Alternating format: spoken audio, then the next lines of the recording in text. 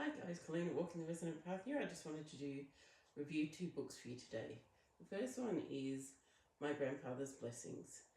And My Grandfather's Blessings is by Rachel Naomi Remen. And that's Dr. Rachel Naomi Remen. Okay, so I'll just read you the blurb first and then tell you what I thought of it.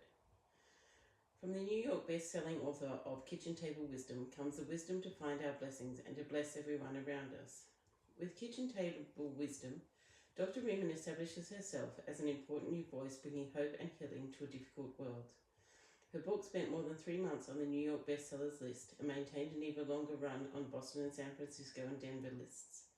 Now she has written My Grandfather's Blessings, a work that further examines the human heart and celebrates those who serve life so beautifully, so effortlessly, so selflessly without knowing it. It was Rachel Remen's grandfather, a Kabbalistic rabbi, who gave her the eyes to see that service is what heals the isolation of loneliness in all of us. Service happens every day in ways we don't notice. We serve each other. Life serves us. And it is discovering the place of service in ourselves that leads at last to wisdom.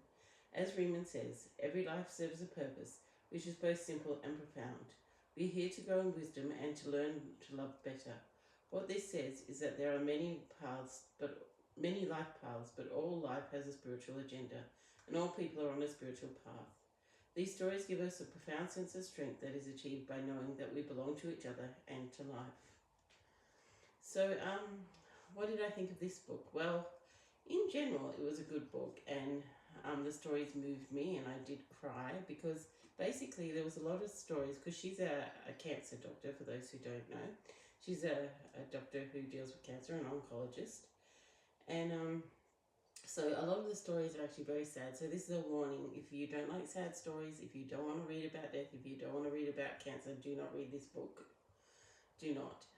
But, you know, if you don't mind reading books, the stories are very moving. Some are sad, as in very, very sad, as in, you know, dying, and so you feel sad because the person died. But others are very moving, just moving with the message. And they're the stories I sort of liked better, were the ones that had, even if the person died in it, that had a very moving message about how we should treat each other. And I think the world needs more about how we should treat each other in a sort of a kind way. What I didn't like is when I read the back, because this is called My Grandfather's Blessing, you would think you would get a little more about her grandfather and also about the Kabbalistic Jewish faith, which is what I was looking for when I read the back, because and also a little bit of the inside. Because at the beginning she tells you, you know, in Kabbalistic Judaism, they have a blessing for everything. Like they have a blessing that you say when you wash your hands, when you go to the toilet, when you do everyday tasks in life. And I was expecting a bit more of those lessons, or a bit more of her with her grandfather. I mean, she did say a bit about when she was with her grandfather and what he taught her. But they were more just about, you know, the people she'd met along the way, the cancer patients and what they taught her. And so that's nice, you know, just in general. But there wasn't much about the Kabbalistic Jewishness, which is what I was looking for when I read the back. And also there really wasn't much. Like there was bits and pieces about her grandfather throughout it, but I expected a bit more and a bit fuller stories about her grandfather and a bit more of his blessings and lessons, because there weren't really any blessings. Like she mentions at the beginning, and it sounds like when she mentions that at the beginning you're going to get to learn more about those Kabbalistic Jewish blessings, and you don't really. But you do get to learn a little bit about Judaism, but not a lot. Okay, well, I would just say that I would give this 4 stars, just for the fact that the stories were very moving and very good, and it did teach people lessons about life and how we should treat each other and things like that. But I did miss the sort of more lessons about Judaism, and I also missed, you know, the more stories about her and her grandfather together. Okay, well, that's the first one, so I would give that 4 cauldrons. The next one I read was The Witch's Apothecary, and this is by Lorraine Anderson.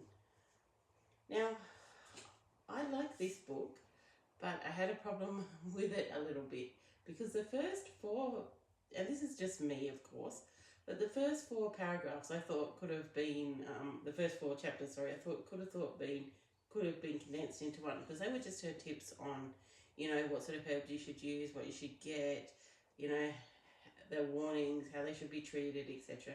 And she took like most of the book, like half the book, to get there. And then the sort of last quarter of the book was about was my favourite part, was my absolute favourite part. And they were the recipes. That was my absolute favourite part. So the recipes sort of started here in the book. And the rest of this was just all her tips and stuff and the different herbs and stuff and how to work. And I thought that was a little bit long. So, but it's very like aesthetically pleasing book. It's really pretty inside. If you look at this, it's a really, really pretty book inside. And I did like that because I do like aesthetically pleasing books. So the inside is lovely and the recipes are lovely. And the recipes go with the Wheel of the Year, which I really liked. So I really liked that bit of the book. But I also, there were some things I didn't agree with in the first 4 chapters as well. You know, it's up to you, and of course it's up to her. It's her book, so she can say whatever she wants. But there's things I didn't agree with, so some of those put me off a little. But, you know, I didn't drop a staff of a cauldron for that. Mainly it was because the first lot I thought was too long and there could have been more recipes, which was a bit that was really great, I thought. Anyway, I'll read the back if you like. Sorry, I forgot to do that. It says, start your own witchy apothecary. Best-selling author Lorraine Anderson developed her own successful soul-based apothecary. Now she shares her process so you too can learn the craft of magical blends that follows the Wheel of the Year. Sacred and ritualistic living embraces a slower, more authentic lifestyle which is spiritually infused and focused on mindfulness, magic and self-care. You'll feel empowered to craft your own formulas for personal use and work from nature to create magical blends which tie into the sacred Sabbath days and tip into your magical energy. So, you know, it's exactly what it says it will be, you know, so I like that bit. And it also, I think my favourite section for the Wheel of the Year was Mabon, because that just had such warming and lovely recipes. I really liked it, and it had such lovely Mabon aesthetics. It was just gorgeous.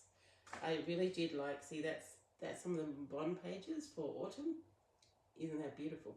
So I really did like the beauty of this book. As I said, I didn't like that the first 4 chapters could have probably been condensed. I also didn't like some of the things I didn't agree with in the first 4 chapters, but that's neither here nor there. We don't all have to agree, as you know, on my site.